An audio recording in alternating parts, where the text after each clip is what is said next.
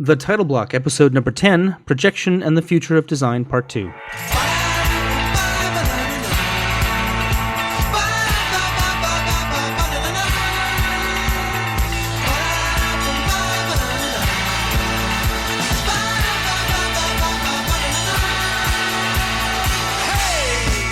it's gonna snow tonight. I know I will be liking it. So let's go. Let's go. Step out of the house, step into the wild. Put on that dress tonight, the one your mom don't like. I'll see you at the lights.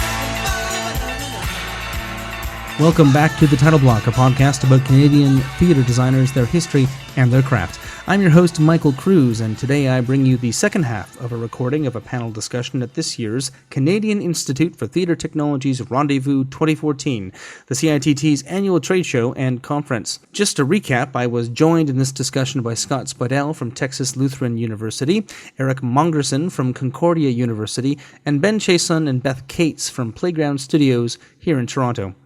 Complete bios can be found in the show notes at thetitleBlock.com/episodes.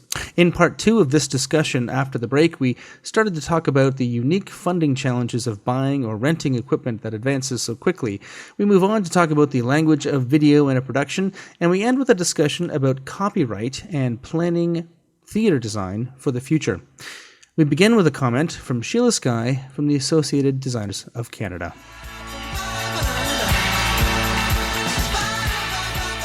So welcome back, everybody. Thank you for those of you who have come back to us. Sheila, I wanted you to you had a comment over the break that I think is really important for us to hear. I think it's good for everyone else, so make your point. Yeah, it had to do with the rapid obsolescence of equipment.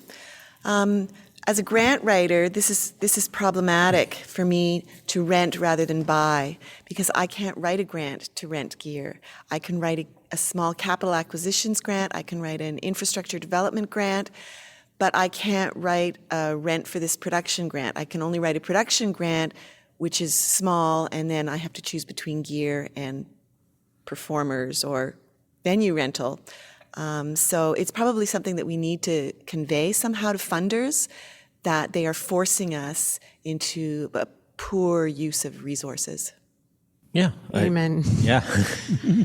We helped Necessary Angel Theatre Company get a grant for a watch-out system 3 watch-out systems ago that now they're not using, and it was a Trillium grant, and it had to be all purchase.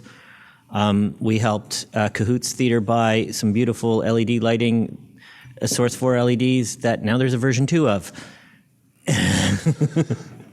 You know, not that there's anything wrong with the version 1s, but the next time they make a purchase like that, they're only going to have the option for version 2, because version 1 won't exist. It's not like manufacturers are like, oh, I want to keep making that old thing that we didn't like. Yeah, I think it's something that we need to take up with the funding bodies. And there's a lot we need to take up with the funding bodies, not the least of which is this whole capital purchase versus rental thing. But it is also their knowledge base in terms of this stuff is expensive. And we've had so many grants rejected based on the numbers. Their comments back where these numbers are so big. And our comment back is, that's what this stuff costs. So if you want us to buy a projector, it's going to be $20,000. If you want us to buy something, it's going to be these big numbers. So we could rent it for less and not waste the resources. And so that's a conversation that needs to start happening, which I'd love to know how to do that. I think they come from the world where you invest in infrastructure because you make multiple widgets, and we're not multiple widget makers. I think we went through the same thing with lighting consoles in the beginning, where they were all lousy and they all lasted 2 years and they were all expensive and didn't work. The difference is now we have a lot. It was a very specialized market. Now large format video projectors, all kinds of people use. So in a way, that's a good thing. It means they're being developed faster and they're more expensive, but it also means their shelf life is a lot shorter. So it's it's a problem. I mean, you could buy one if you can get the grant to do it, and then use it for maybe 1 or 2 shows, and then pretty soon it'll be sold. Nobody will want it. But you're right. The grants aren't written that way. There's also, and this is not a dig on our suppliers, particularly AV suppliers are used to dealing with essentially, if they buy a large scale projector, 2 weekend-long rentals will pay for that, right? In theater, we want to rent it from February to November, and then we don't want it in our theater after that. And that as a scale of business for them is also quite different. And so particularly AV suppliers are not used to working that way. Some more commercial theater rental houses in the States are sort of breaking into our market here. And so they're offering a pricing structure that is similar. So that just means that our local suppliers need to maybe understand our theater market more, because either we do it on very long terms or very short terms, but not weekend award ceremonies. Well, right? Somebody rented those projectors to the Warhorse tour, right? Yeah. So that's Sound Associates. We used to do that with Ponte projectors all the time. You could use that model where opera companies would gang together and they'd plan their seasons around who had the projector when, and that way they would share the costs. So you'd have multiple companies using the same equipment at the same time. Yeah. Yeah, It didn't work that way. Is there a way we can have some sort of consortium like TAPA in Toronto, the Toronto Association for the Performing Arts, right? Yeah. If they had some sort of ongoing budget. Then they're going to need somebody to maintain that equipment. They're going to need to keep a stock. That person who maintains that equipment is going to have to be actually trained on how to maintain that equipment, not just I maintain that equipment. That, because I also rent gear out sometimes, I've realized as a supplier, I'm not trained to fix the things that I rent out, which is a problem if you break it, or more of a problem if I sent it to you broken. What if you had, yes, what if you had, this is a crazy idea, some sort of central clearinghouse that could say, by November 1st, now let's say when are the seasons chosen? In the spring, right? Let's say by May 1st, there was an application process and you had to apply for, to TAPA or to the consortium, and there were, you could book a projector for 3 weeks.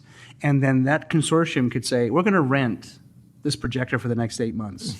And these 5 companies or these 8 companies have agreed to pay a portion of that rental, which is amortized over that 8 months, so it's cheaper.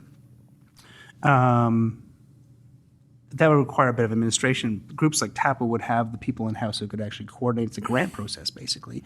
And if not enough people apply, then then you can't have it. You can't, let it go. Is that a crazy idea? I don't think that's usually not a model we use. It's not a crazy idea. I think it sort of backtracks to what we were talking about in terms of the gear, because there might be 8 companies that would go, yeah, that would be awesome. I want projector X, and I want projector Q, and I want projector L. And then you've got 8 companies who all want 72 different projectors, and TAPA's going, I can't do that. And, so it would become difficult that way. We didn't have that problem with Ponte projectors because there was one model. It was one model. You just got the different lens, and everybody's. You couldn't remount. You could remount a show with the same slides, and you'd be done. But Say the one not model the same is anymore. The one model is the NAC. Yeah. NAC can buy all the Ponte projectors, and we'll just go and boil them Should have from a there. Canada console projector loaning system. Which is a good segue into sort of future tech. Let's talk about LED stuff now. And then we can go back to how larger venues are going to plan for the future. So I guess we have to talk about the future, but they can plan for it. You said you were using LED walls actually at the Panto, right? In the Ross Petty Panto, we used the same wall that was used in Tommy at Stratford last year. So the same product from Sound Associates, which is a 4 mil LED wall. The way it was configured at Stratford is that though it was 20 by 30, it flew in 3 panels so that they could do different things, but it was all fed via watch out. So the video designer divvied up within his media, those 3 panels. We use the same thing as a solid wall. This year, we're trying to talk to them about getting a couple more panels wide and a couple taller, just because what it does is it, at 20 by 30, actually on the Elgin stage, isn't wide enough. What in the ideal world, it's like an old cyc, right? You want it bigger than the playing area, not smaller. And in this case, it's smaller than the playing area. But given that the only stage access door to load all the scenery in from the scene shop is upstage right, we can only go so wide anyway. And it's on the back wall. It's beautiful. It takes horrible pictures because it's like a big TV. It's got resolution lines. Your eye just doesn't see it, but a camera does. So even taking video of it is awful unless you can sync your camera's frame rate to the refresh rate, which is a long project, which AV suppliers are really good at. Theater folk are, again, not. And I don't say they're not good at it. They just don't do it in their practice very often. Is there going to be a time where, or do we have the technology to replace the walls with video elements in a way that's flexible enough that you don't have to have rectangles or square? You can have round or. Well, I am doing rectangles coming up. I've got a show for Experiment from the Air Pump, which jumps 2 centuries in time period, and I'm building flats, basically rear projection walls, because that's the intent for my design, that they're going to be walls. I'll just be projecting 17th century versus 20th century stuff at different times, and hopefully the audience will think they're just flats. Right. So in this case, I'm using them as flats, so completely scenic.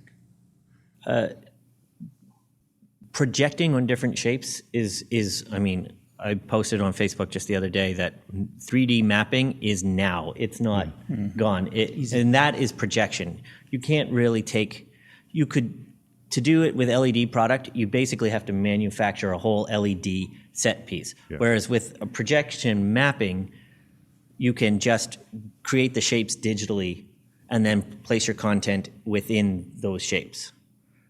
And deal with the video black. Yeah, but the video black isn't an issue on a lot of the shows that are doing it because they're not going to black. Yeah. I mean, that comes back to the age-old thing of why do we go to black between scene 1 and scene 2? Do we have to? Can they not just blend into each other?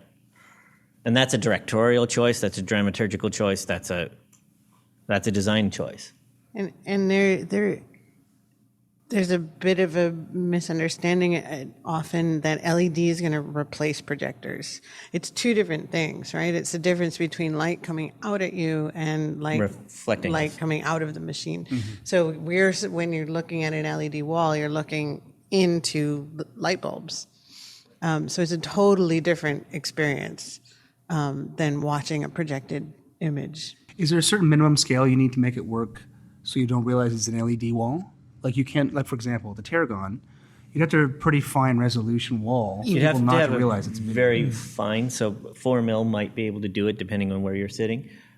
And sorry, when you say 4 mil, that's the distance between the pixels? Yes. Okay. And assuming that each LED, 3-color LED, is a pixel. Sometimes that system is designed around 4 LEDs equals a pixel. So, but it would be so bright in a place like the Tarragon. This is the age-old, even the big companies like Moment Factory that are using LED on big projects, they're turning the brightness down to like 2% on an LED wall because these LEDs are designed ultimately for outdoor application, right? To be the brightest thing in the brightest thing in Times Square or Young Dundas Square. Well, everything's the brightest thing in those places. Mm-hmm. Any questions about LED tech? Do you guys have more questions about how, is it controlled the same way? You're mapping, like you've got a video server and you're... Well, a video server then feeds into another box that then splits up the signal to the LED, but like it's the same idea as your monitor. right? It's a Yeah, our- television screen. Yeah, our 20 by 30 wall is just a big Television big screen. But our 20 by 30 wall isn't, in fact, our full 19 by 20 input into it. We actually only use a small corner of it, kind of like back in the old days at Dalhousie, where I went to school, because we had a Czech design professor. Every 4x8 sheet of plywood was cut down to 1 meter by 2 meters. So we did the exact same thing in video. It's okay. No, we're not going to freak out. Everyone calm down. It's going to be just fine. We had a lot of hockey sticks. That is awesome. Sad but true. I know. Maybe they should have been 1 meter by 2 meters to begin with. Guys. yeah. Yes. So, just maybe in your example, the video wall that you're talking about, the 4 mil video wall that's that big, that must require a huge power feed too. Again, we're playing at the Elgin Theater, which is a huge A+ house that we had our own distro for the whole 9. So its power draw, I didn't know, because that's one of those segments of our industry. I sort of let the techs just do what they got to do. I would think that's 150 or 200 amp 3-phase. So Probably, yeah. many buildings are never going to have that coming in. I mean, yes, Elgin obviously, but Yeah. But I mean, really good projectors need huge power too, right? But at a Tarragon, I don't think you need a 20K projector, although you would like to have one. That begs the question too. all would. If the cost of these things is going to be, if it costs so much money to do it right, is it worthwhile for smaller companies to do it at all? Sorry. It doesn't cost that much money to do it right. Well, a 2K projector, is that going to be enough to do It something? depends on the job. It depends on, yeah. It's the right tool for the right job. Right. There's always been a problem with overreach for smaller companies Yes. anyways, thinking big and not being able to pay for it. And like the Summerworks Festival is just finished in Toronto, and they're in 8 different venues or something like that. And basically, 70% of the shows had video in it, and some of them were doing it with a little boardroom projector, and some of them were doing it with a 5K projector hung on the balcony rail, and some of them were doing it with 3 or 4 projectors. Like, That seems like a lot. it's 70%. extraordinary. My calculation might be off, but Right, but there a was an large- extraordinary that doesn't surprise me, amount yeah. of projection happening. It happens in the Fringe. It happens everywhere now. So yeah, you can do it with a Staples brand projector, and it all depends on what you're trying to achieve. We couldn't do the Ragtime or the Shaw Festival with a Staples brand projector. They wanted you to, though. No, I'm just kidding. We've been taking the piss out of Tarragon all day. We have to shift the focus at some point, right? Just from a, With your boots on and Bradford, That's right. no. Tarragon is a wonderful, wonderful venue. We're just using it as an example of a very high quality, smaller budget, And but small- very high quality and smaller stage. and smaller stage, and The begs a larger question too. If so many productions are wanting to use video, is this a consequence of the audience demanding it, or the vocabulary that directors are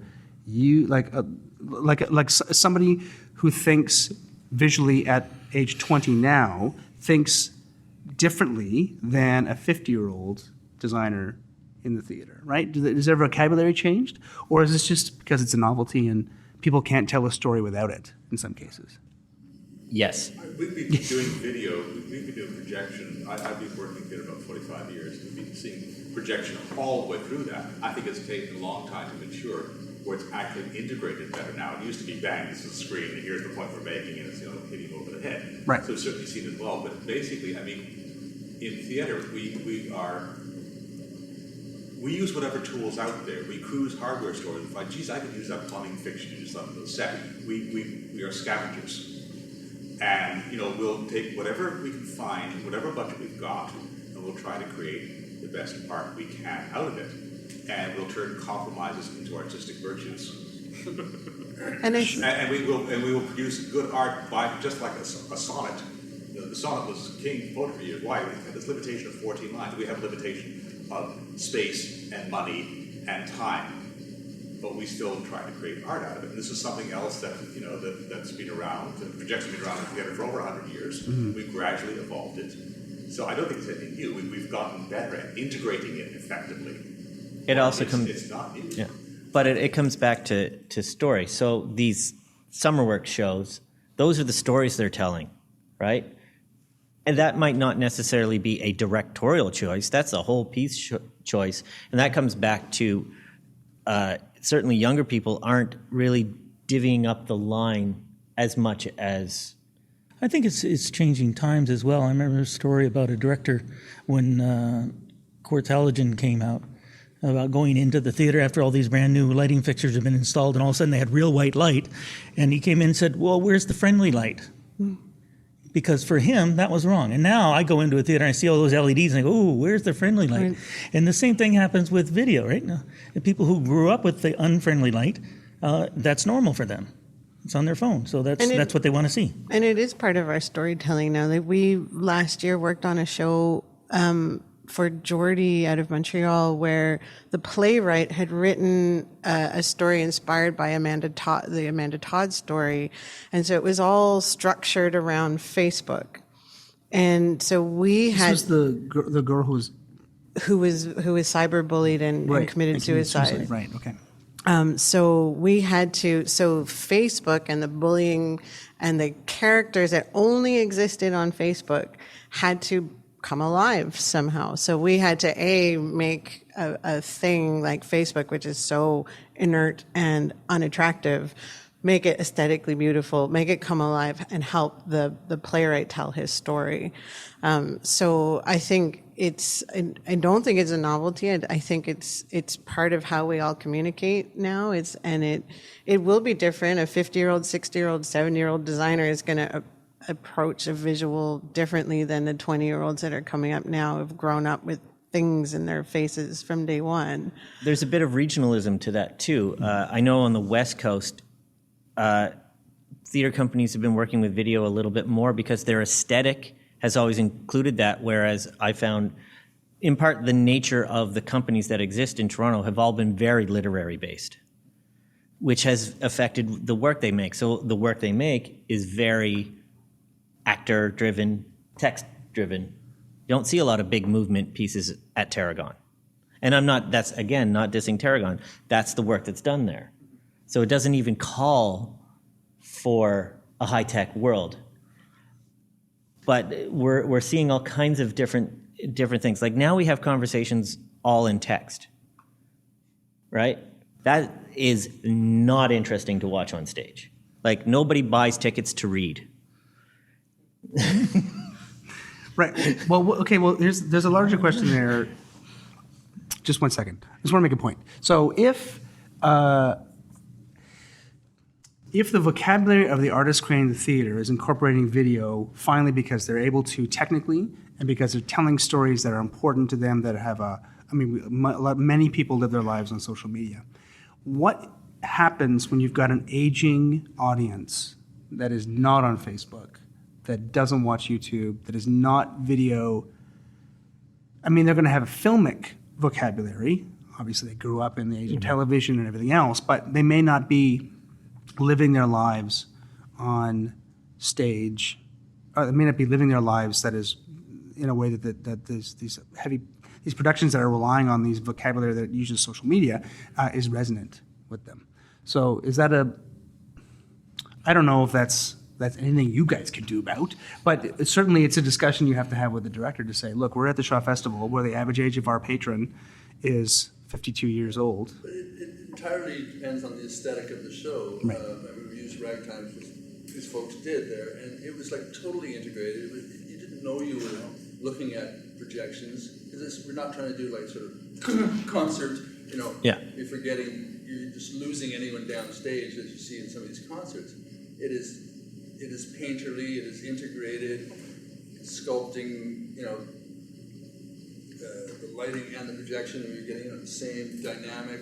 So It's exactly what you'd want as another so element. it's not generational in any ways. It's just it's a wonderful tool in the toolbox that you can, because that required 14 different locales and aesthetic of a new century coming and using the old Grand Central Station as an overarching image that ran throughout. And, as that's going back to Doc Turo's novel and the storytelling of the three families, and it was just all in support. Mm-hmm. That's, in my personal aesthetic, that's when projection shines in the theater.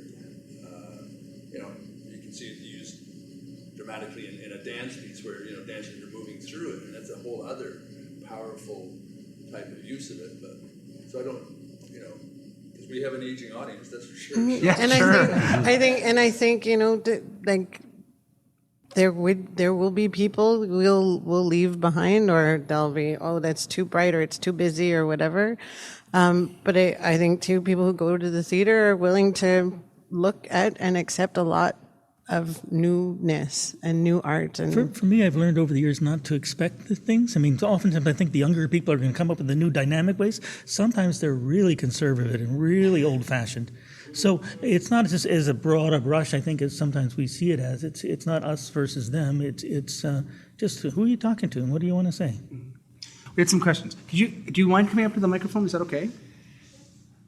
Oh, sorry. It's okay. That's so I think there's two reasons why projection will continue to be increasingly used. One, and this may surprise you, Ben and Beth, but it's way easier. And I say that from the perspective of young directors who are coming up through the performance stream.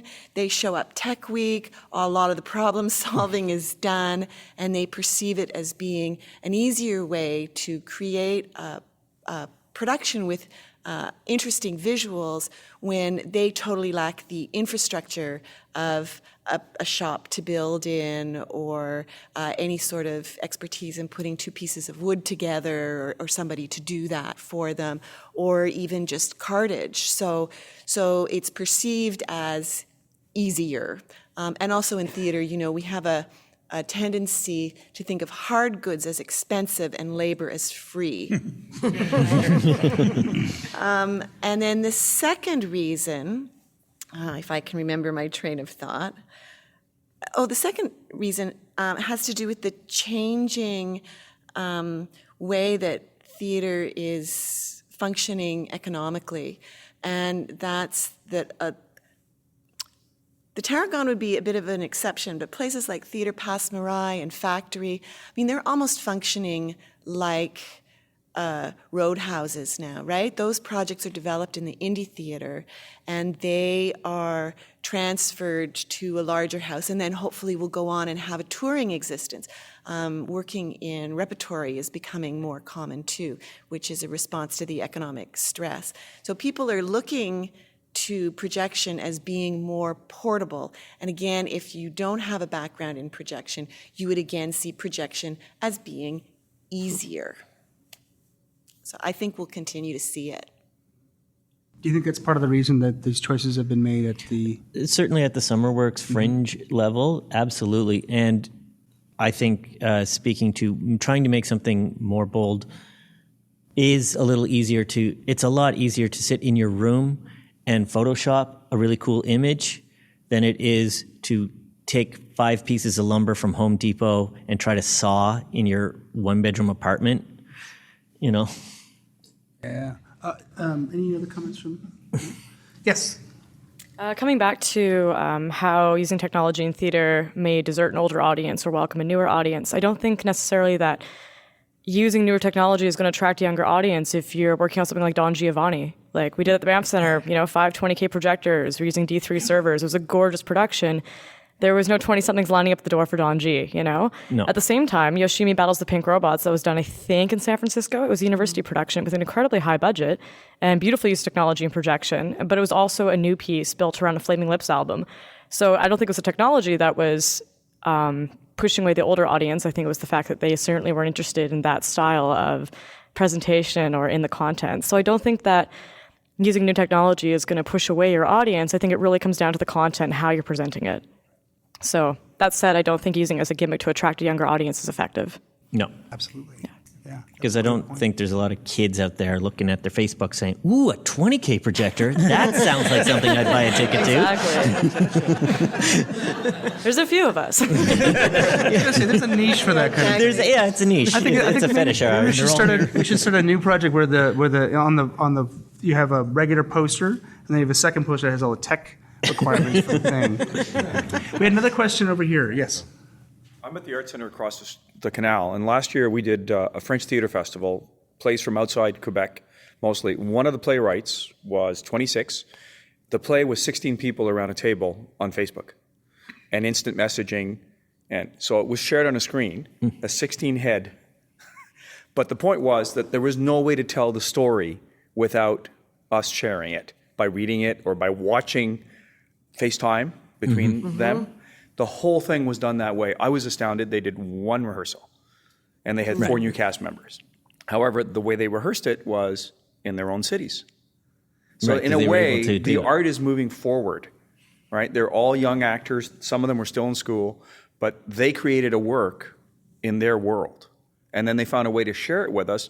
It was, one big, massive projector, one big rig that feeds it, but it was a way the audience could feed it. Were there a lot of people in the audience? Not a lot, but there were a heck of a lot of young people in the audience who were also on their phones and things because there was a live feed at the same time. So not only was the story the text, there was also what's going on from the people in the audience. There was a Twitter feed that was going in the side there, and it actually affected the play. Yep. They were reading it, and they actually, when they could, they stuck it into their réplique, their text. It was the neatest thing, But that's a world away from the integration of, the show you did last year, the other ones that you've done, where it's this painterly, beautiful thing, but it's still the same thing. It's just part of the story. Right. Yeah, and I actually just worked on a similar kind of project that was 3 seniors. Okay. 3 senior women who were, as part of, it was a community arts project, and as part of the project, the director, creator put them all on Twitter and made them tweet for 6 months. As in part it was all about the idea of legacy, and can you leave a digital legacy, and what does digital legacy mean to seniors, and all of this new technology that they were seeing their grandkids, and some of them, 2 of the women adopted it into their lives. And some of the other ones left it behind, but we also had a huge component of live feed, and you were encouraged to tweet at the people on stage, and so then these senior ladies are looking and reading at things and trying to respond to it, and they're not trained actors, and it became a really interesting dialogue. And I watched as people came in, and the usher said, "Do you want to tweet? These are the tweet seats." And watching like some seniors go, "I don't know what that is at all," and then also watching like younger people come in and go, "Oh no, I wouldn't do that in the theater." And so there is an interesting interplay, and these are our stories, and this is what we're going to come up against. Can we make reading Facebook messaging interesting on stage? How do we do that? And that's where the dialogue. That's part of why Ben and I have done these digital dramaturgy workshops for playwrights, is because how do we know what we can do with all our fancy toys, do they? And how can we all work together to start telling these stories more effectively and profoundly and beautifully? And that also makes me think that we sometimes need to think about what the nature of theater is, because this is theater. You're watching us, we're talking, and the fact that we're dialoguing just means it's an interactive piece. Well, we never call it that. It's a panel discussion, right? Such a radical Ben. This comes down to a great question. Any other questions before we move on? Okay, I think this is a good segue into the next thing I want to talk about, which is about rights. So if you're creating your own content, not a problem. If you're using content from 600 years ago, no problem. Like from the Renaissance, for example. Yeah, that 600-year-old video is always. well, or where'd you download that from? Yeah, you're downloading the image from the Tate Gallery, and then you're. Oh, wait a second. But how do you manage the rights, and who do you go to? Like, is there the same kind of rights is it ASCAP? What's the Canadian version? SOCAN. SOCAN, SOCAN. thank you. So does SOCAN manage video rights? No, No. they don't. Well, and- We don't believe but- SOCAN should yeah, ever it's manage funny that- video rights. That's a good point. Very The quiet. production managers are all saying, shh. There are also things that have happened in the last year where Getty Images has released a whole bunch of, like, their entire library. The British Museum has released everything they've ever scanned. And there's rumors of the New York Times about to do the same. So, and there's so in a big resource for ragtime was the American Library of Congress has an enormous high resolution library of images from the entire history of the United States. So there is an incredible amount available out there.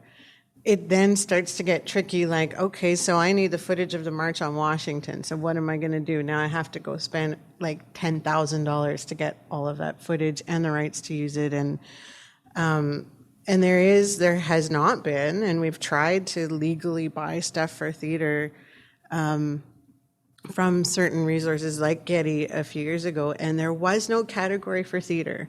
Because we sell tickets, but we have a limited run. So it's not like a cinema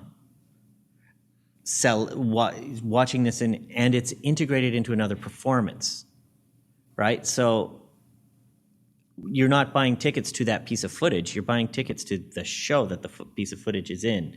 There isn't a category that is quite legal yet about that. There's rights management is a humongous issue all over the world.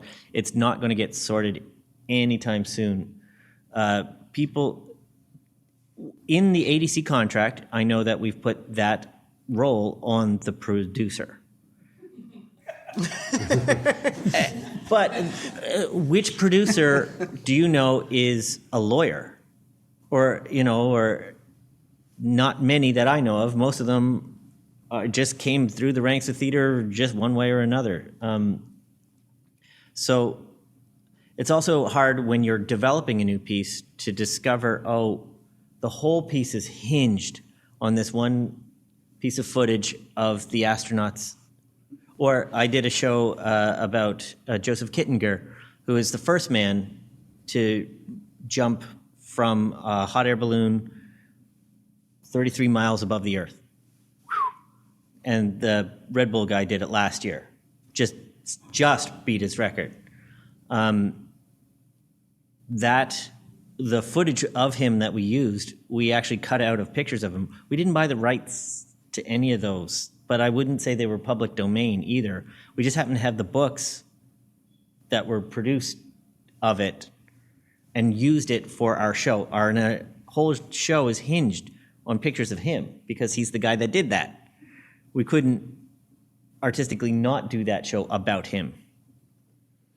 I've had two widely varying experiences with that. Sometimes theater companies are incredibly helpful and you do nothing, and it's all magic, it just happens, and all the rights come for whatever you want. And other times it's like nothing, and you're really nervous about the whole thing.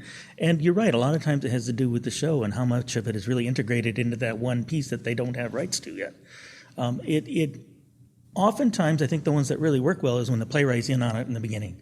And they've written it that way, and they've thought it through, and it's part of the whole process. And then the video is more seamless, and the buying of rights is part of doing the show. It's not something that's added on at the last minute. The video guy comes in, we have to get rights for that, like the sound. Mm-hmm. It's different. Is there not a fair use? I know in the blogging world, if you are commenting on something, it's got public. If it's in the public's interest, you can use. Not entire pieces, but I think there's some leeway. Do people purchase your blog, or they don't? Nobody purchases my blog. I'm not for sale. Take that.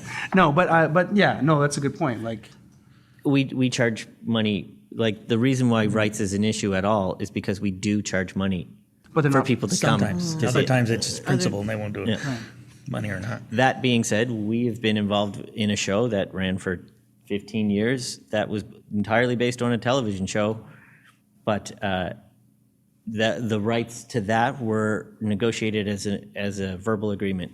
Once lawyers got involved, certain productions weren't done. Yeah. So it's that was Mac Homer. That was right? Mac Homer. Yeah. Yeah.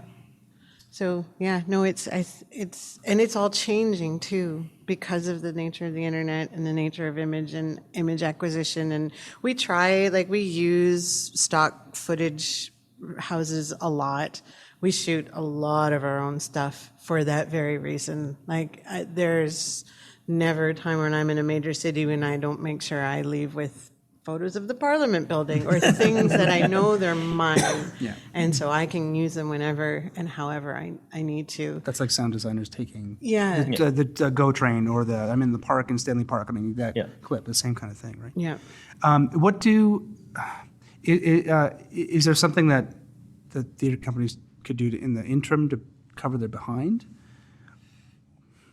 Or is it just, well, the show's only running for 6 performances, so hopefully no one will notice, Well, which is probably a lot of times it's that. It's managing the risk with the benefit of having that image.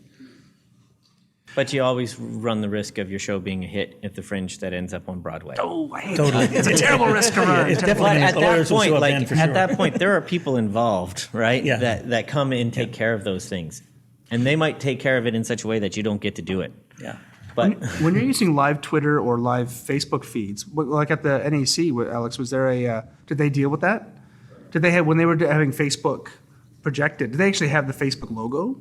They were on Facebook. They were on during the show. Oh, my so God. there was no recorded media anywhere in that show. It Right. was all live to get around it. To get around the user Not agreement. necessarily to get around it for legal reasons, but because I don't think they knew that they were going to be possibly infringing somebody's copyright, but because that's the way the piece was created. Right? So other people taking a feed in could affect could watch this the at home. outcome of the show that Right. time. So it had to be in real time. You could also, if you were following one of the actors, and there was a little bit of subterfuge of there were private accounts that were hidden and whatnot, but you could, if you happen to be following somebody, not be in the theater and be seeing a part of the performance. If you're on Facebook or reading the Twitter, certainly the Twitter feed, everybody could read. A big house like us, we have been very careful because the bigger you are, the bigger the target you are. So when we do something that is so specific that we know, so we did a show about Norval Morrisseau and there were projected images. We talked to the, joining it up, sorry. No, it's okay. We had to talk not to Morrisseau's estate, but we had to talk to the people who actually owned the piece of art to get permission. Because you got to remember, his estate gave us copyright for his art, but the people who owned the actual painting, we had to get their permission as well. We never got it for the pieces that were used in the set because they were derivative of the actual art that he had created. Just the images that we projected as part of the show. In other shows where we have used stuff, we have hit like a wall of lawyers that try to give you, and people have said, oh, I want to give it to you, no problem. I have no problem. Just call this person. They go, oh, we can't do that. Just call this person. Oh, no, we can't do that. Just call this person. And go around like some big name artists, go around the wall of people around them as they try to not be responsible for doing something that they don't really know how to do. So in the end, sometimes we've done it with no real permission. It's just been implicit because nobody has given us an explicit permission because they didn't know how, because they didn't know how to charge us. Because, they would come and say, well, that's $50,000. And like, well, you're crazy. I'm only using one image of your artist, or I'm playing 35 seconds of a song that's stupendously well identified. It would be the same with video, but, 35 seconds of a song by Anne Murray.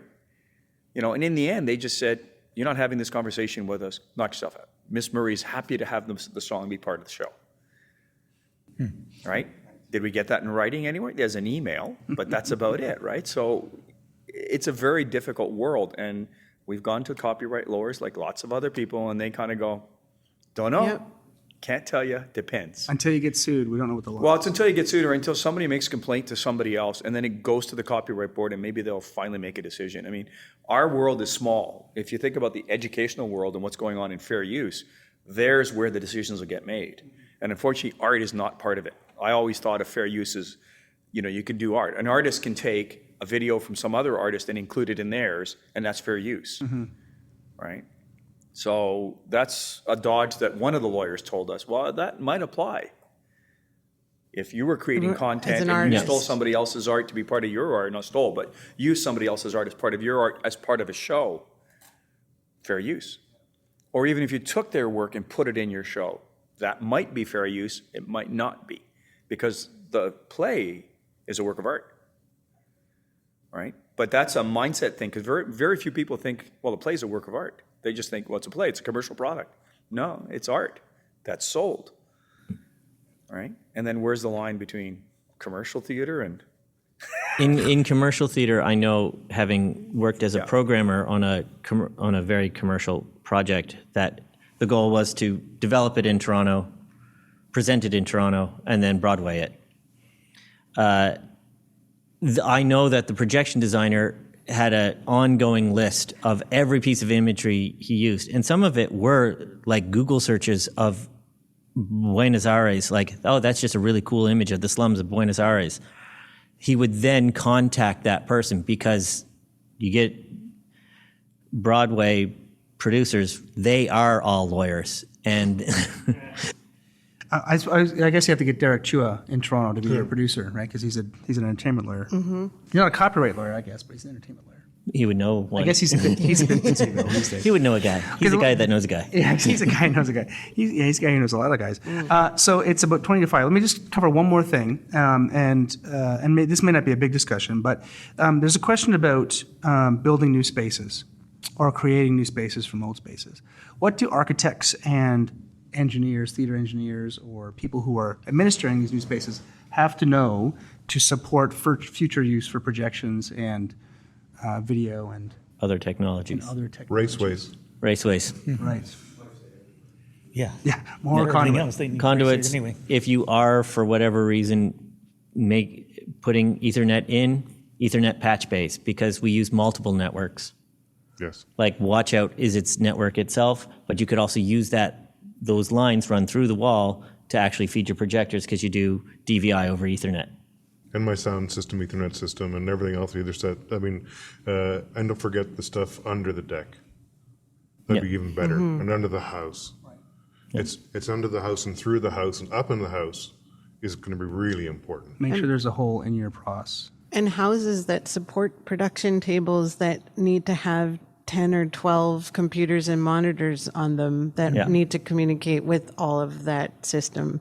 And comfortable seats at those production tables wouldn't be a bad. Now you're just whining, man. Come on. Comfortable seats. Hey, that allergy, there's I the thought of is, especially depending on the configuration, if it's sort of a cross or even a thrust, that positions are created with air supply, air handling in and out, and also the noise factor. Because how many people put big projectors on balcony rails and spend thousands of dollars putting them into Boxes. Yeah. In and air out.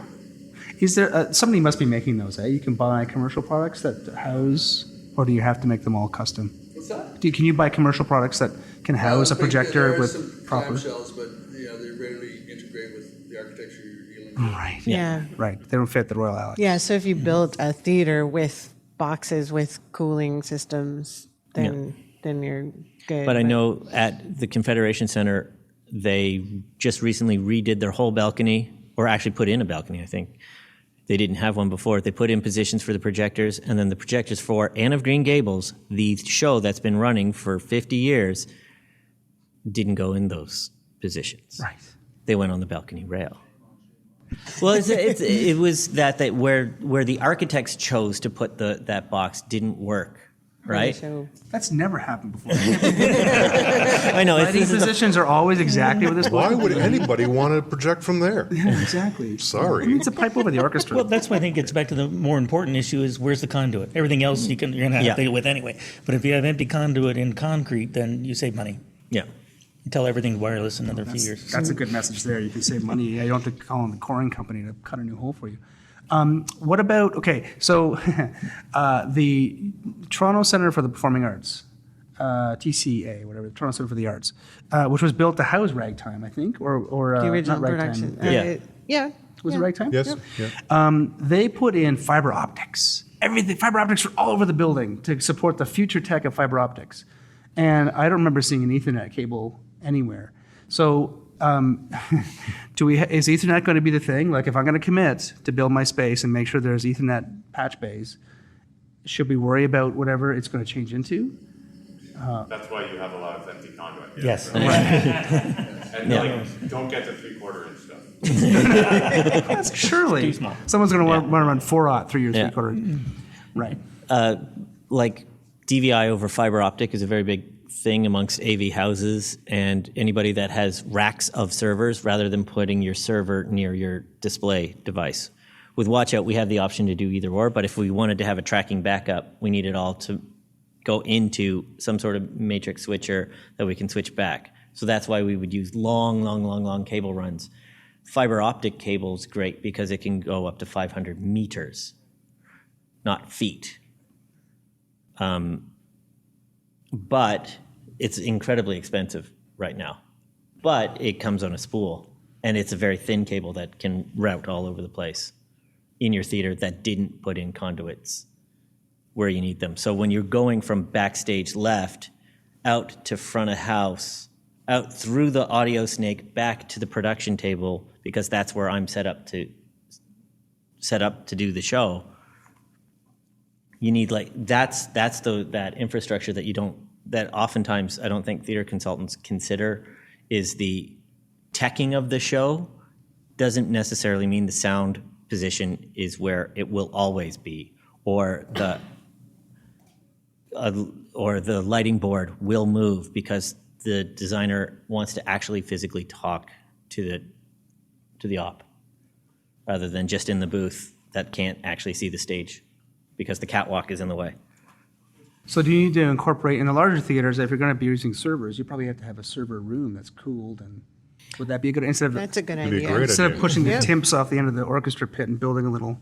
Yeah. There's fan noise, that stuff. Yeah. Yep. Yeah. That And there was a discussion we were having over the break as well, just to wrap up, that in training people for projections, you probably should be training people for IT support. You certainly need to know a bit about IT, how things work. You don't need to be an IT professional. Like we were talking about at the lunch break about limiting bandwidth of the internet connection. I don't want to know anything about that, but I want to know how to make my Watchout network work, and that when the sound designer wants to hand me a new remix of the voiceover that's connected to the video voiceover, he can connect into my network.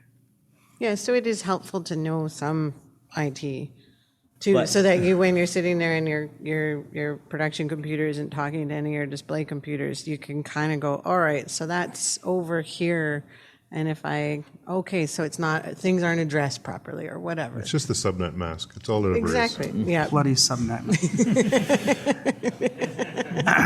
256 dot. 255. No, but that's actually God, see, a really that's what always interesting goes thing wrong. because ArtNet is the basic ArtNet protocol starts with an IP address of like 12 dot something something something. Every other device in the world starts 192.168.0 blank. So if you want Watchout to speak to ArtNet devices, you actually have to put all your Watchout computers in the ArtNet bandwidth. Yeah. Oh my! I don't want to think about that right now. Most line boards are 10. Yeah. Right. Yeah. Okay, so while we're training people to how to focus a light and how to edit on Pro Tools, we also have to teach them how to build flat and a revolve and to be an IT support. Just how to build the RJ45 connectors and how to.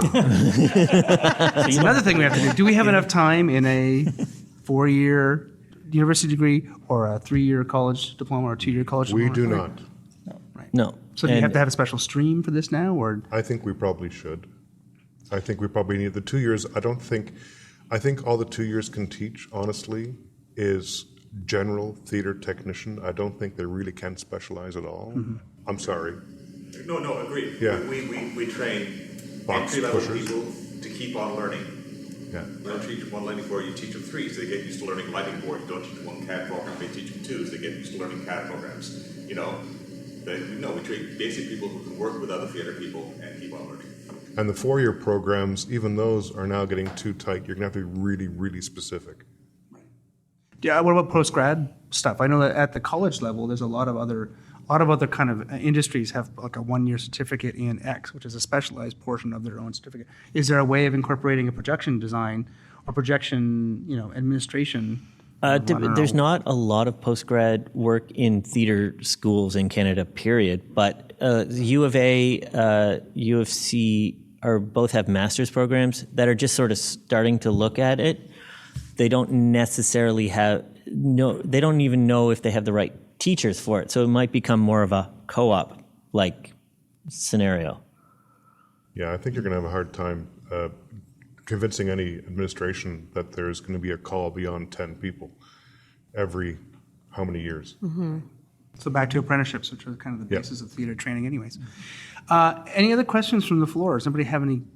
Is there anything we haven't discussed in the last 3 hours? Sorry, go ahead, Gavin, and then. This goes back almost to the very beginning of the afternoon. There was a brief mention of best practices that Beth brought up, and there was a mention of the dramaturgical impact of our technical choices. And I think that those things are something that's worth keeping in mind, and maybe they're connected in ways. On a tangent, I would like to say that I have found it very worthwhile to work with people like Pablo Felices Luna at Carousel Players, who, when he workshops a new piece, brings the designers in. So the dramaturgy of design is included from the playwrights, starting point, which is great. But that still leaves us without best practices. We don't have a system of like a lighting plot and light right paperwork to generate. So I wondered if you guys could speak at all to sort of what is the basic expectation. I don't think I've ever encountered it. There's no consistency. So if you could speak to that, maybe. Yeah, that's a pretty tricky. That's a big question mark, because there are or have been scenarios where doing a full storyboard and notating content and all of that stuff has been really important and has been appropriate for that show, where it's very specific content based, or there's a licensor to deal with or something like that. And that's been helpful in terms of the design and has not been helpful in terms of other sort of more fluid creative practices. I think it is unlike a lighting plot where we know we need the lighting plot to hang the lights. There's very little that we can hang specifically on. Like we can come up with a projector plot, but that's like usually the projector lands on a lighting plot. Generally, yeah. Yeah, and you sit down with the lighting designer and you put an X there. But you're going to do the drawing of a routing drawing, just like we do a sound. Sure. Yeah. Yep. And those are good things. And this is, so system design or system ideas, at least, to say to the production manager, I need these 12 things to feed into this, and that's how I'm going to manipulate it. So setting up things like that, where we do have projector plots or system plots. I think that's a small part of the job. But it's a very small. It's just a little bit after you've done all the real work. And the real work is the playwright's written in some lighting ideas, or they've written in some sound ideas, or some blocking ideas, or whatever it is. It's that developmental process, and whether it really is scenographic and dramaturgical in nature, or whether it's something else. Is the ADC, because you're an ADC projection designer, right? Mm-hmm. Does the ADC have a set of standards for projection communication, or is that not? Yet. Not yet. It's definitely on our radar. We do have a separate contract schedule now that pertains specifically to projection design. But yes, it's something that we absolutely need to update. For a long time, sound was also in this very nebulous phase, and I guess actually I could use some guidance from the membership about when is it time to write some rudimentary standards, given that things are galloping ahead, like progress. We're in this phase of rapid progress. When when is it time to take the first kick at the can? Now. Now? Now. It's now. It is now. It is. The next AGM. Start writing. Oh, Beth, you're so sweet. All right, go ahead. Yeah, last question for the day, I think. I find moving into video that things get exponentially more complicated from lighting to sound to video, and projectors have really come from the IT world. They all started off with a VGA connector on the back, but now with home theater and 10 different options on the back of these things, where do you see us the best place for us to look for standards? Which technology standards, as opposed to the implementation standards, should we really be looking at? Is that home theater? Are we going to define our own as a whole industry? How do we understand what we should be focusing on there? I think we'll be borrowing for some time yet, because a lot of money has gone into developing the standards that exist. And so if you need HDMI in a small place, then that's what you use. If you need something else, then that's what you use. I think it'll be a while before we have an equivalent DMX for video.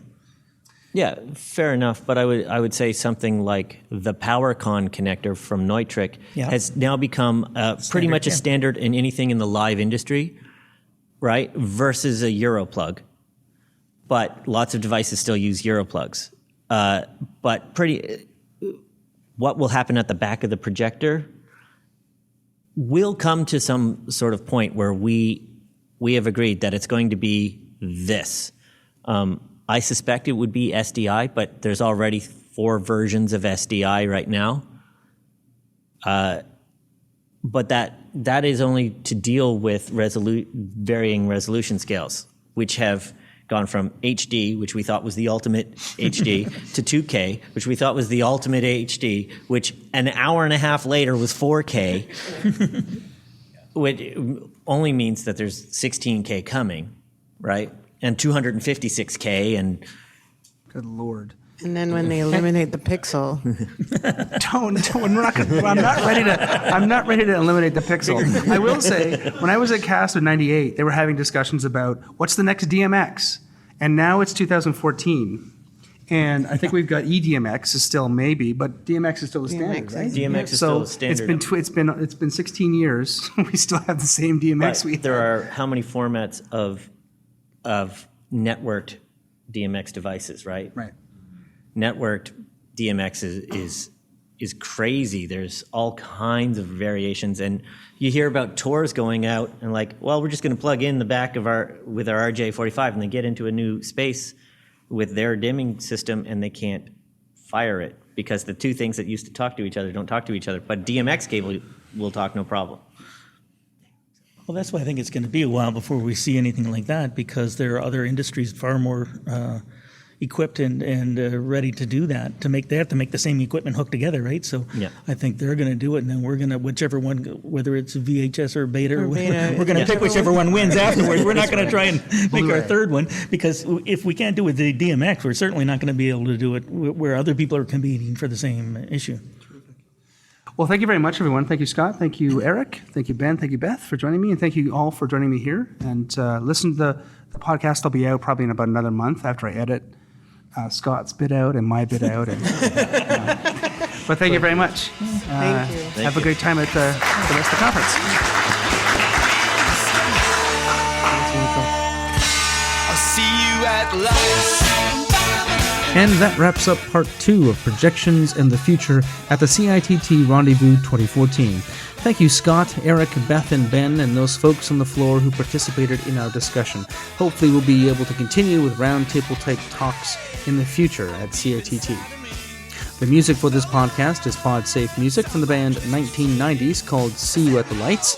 You can find them at roughtraderecords.com/the1990s. Please go to iTunes and give us a review. It'll help get the word out about this podcast and share the history of theater design in Canada.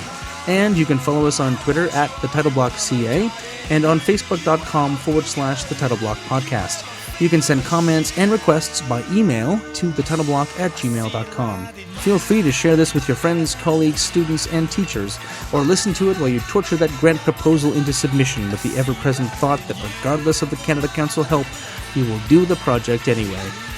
I'm Michael Kruse. and I'll see you next time on The Title Block.